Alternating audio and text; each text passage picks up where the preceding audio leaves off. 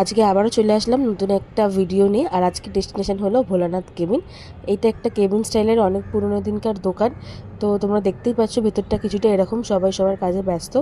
আর আমরা এখান থেকে অর্ডার দিয়েছিলাম একটা মিক্স চাট, আর সাথে দিয়েছিলাম হচ্ছে টোস্ট। মিক্স চাটটার দাম নিয়েছিল হচ্ছে 25 টাকা। এখানে ঘুগনি আর আলুর দম দেওয়া ছিল, আর টোস্টের নাম নিয়েছিল 10 টাকা। তো এবার খেয়ে দেখার পালা। তো ও তো বলছে ওর খেয়ে ভালোই লাগছে, আর ঘুগনিটাও বললো ওর ভালোই লাগছে। কিন্তু আমি যখন খেলাম আমার অতটা ভালো লাগলো না, আমার নর্মাল যে কোনো দোকানে যেরকম লাগে সেরকমই লাগলো। যাই হোক, এরপর আমি পোচটা খাচ্ছি। আমি এখানে একটা পোচও অর্ডার দিয়েছিলাম, 15 টাকা নিয়েছিল। আমার এই ডিমের কুসুমটা খেতে জাস্ট ইনসেন লাগে, মানে একদম ইনসেন। তো যাই হোক, আমি খেয়ে দেখছি কীরকম লাগে।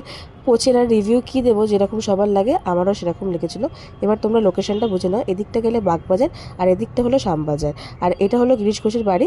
আর গিরিশ ঘোষের বাড়ির ঠিক উল্টো দিকে ভোলানাথ।